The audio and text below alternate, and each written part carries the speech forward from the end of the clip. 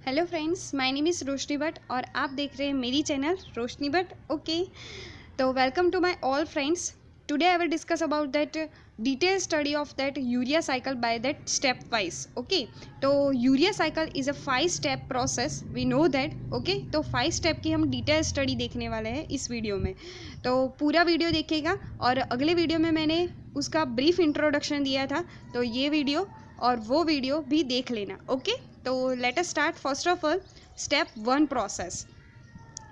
See here one is that ammonia generate हो गया है। एमोनिया बाइंड होता है कार्बन डाइऑक्साइड से और बनाता है carbamoyl phosphate, right. Carbamoyl phosphate it is a very very important step and very very important substance. वो क्या करता है तो साइटोसोल में जाता है और वहाँ से कार्बोमाइल फॉस्फेट जो है वो ऑर्निथीन से बाइंड होता है और बनाता है सिट्रुलिन प्रोडक्ट। ओके, तो ये बहुत ही इम्पॉर्टेंट टाइप का सबस्ट्रेट है। ओके, और ये जो प्रोसेस है वो इरिवर्सिबल है, यानी कि ये प्रोसेस फिर से रिवर्स नहीं हो सकती। ओके, और ये प्रोसेस कहाँ पर होती है तो ये याद रखिएगा कि माइटोकॉन्ड्रिया में होती है। ओके, किसका तो लीवर का।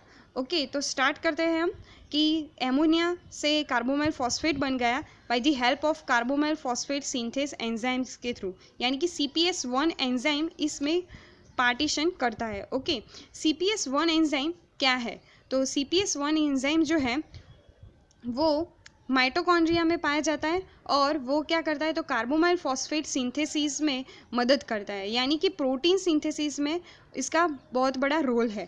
लेकिन CPS2 का हम देखें तो CPS2 एंजाइम जो है वो पिरिमिडीन सिंथेसिस में है और साइटोसोल में पाया जाता है। ओके, और CPS1 की ये वन क्वालिटी ये है कि उसकी वन रिक्वायरमेंट हमेशा रहती है कि एन एसिटाइल ग्लूटामाइन उसे चाहिए होता है, ये जो है तो ही ये एक्टिव होता है। ओके, CPS1, लेकिन CPS2 को ग्लूटामाइन चाहिए होता है और CPS1 को एन एसिटाइल ग्लूटामेट। ओके, तो ये थी इस प्रोसेस में ये 2 एनर्जी जो है वो क्या होती है तो यूज़ होती है और बनाती है ट्वाइस ADP। ओके, तो ये थी step 1 process. Okay, step 2 process में हम देखें तो क्या होता है। स्टेप 2 प्रोसेस में कार्बोमाइल फॉस्फेट जो है वो ऑर्निथीन से बाइंड होकर बनाता है citrulline. Citrulline it is a very very important product, right. उसमें रोल देता है carbamoyl phosphate. Okay, bye the help of ornithine carbamoyl transferase enzymes के थ्रू। ओके, तो ये थी माइटोकॉन्ड्रिया में ही ये प्रोसेस हो रही है, ये याद रखिएगा।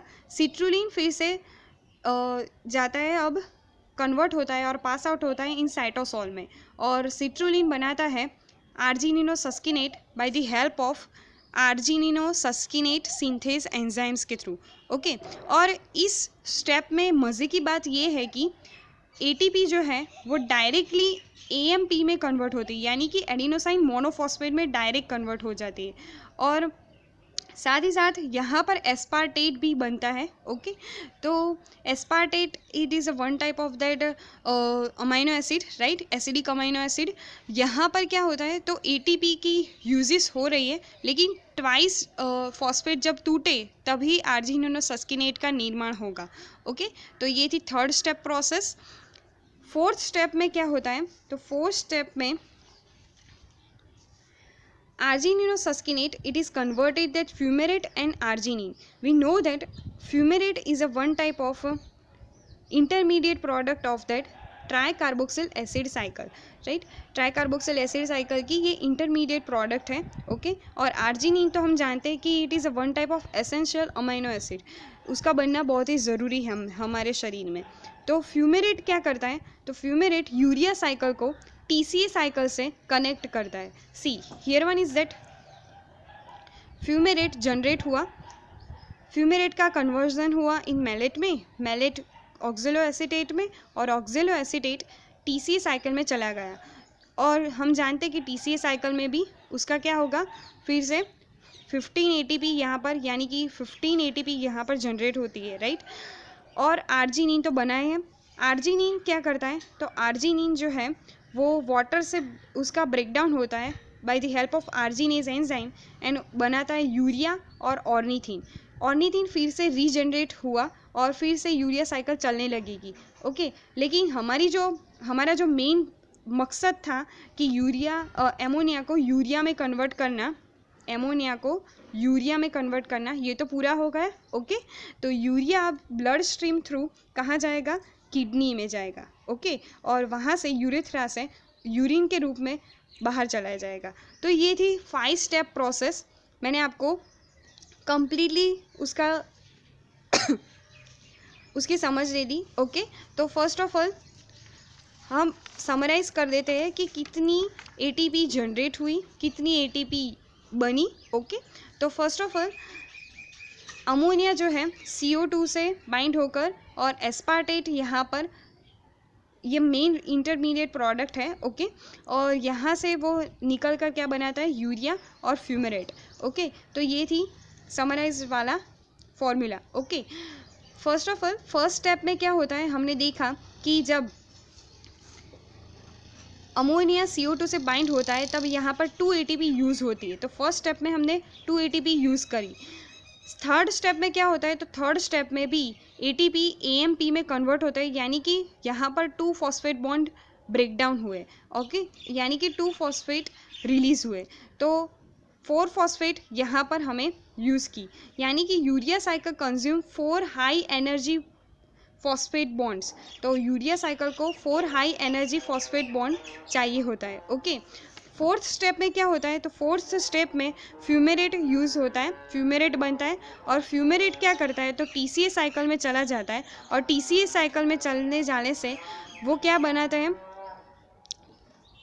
मैलेट और ऑक्सिलो एसीटेट। यहाँ पर मैलेट और ऑक्सिलो एसीटेट बनता है। जब मैलेट में से ऑक्सिलो एसीटेट बनता है तब क्या होता है? तो NADH2 यहाँ पर जनरेट होता है। रिकॉल करो, याद करो कि TCA साइकिल में जब 10th स्टेप में मैलिक में से जब ऑक्सिलो एसीटेट बनता है तब क्या होता है? तो NADH2 रिलीज़ होता है, और we know that NADH2 3 ATP generate करता है। लेकिन यूरिया साइकिल में क्या होगा? तो यहाँ पर हम लिखे तो 2.5 ATP उसकी जनरेशन होती है।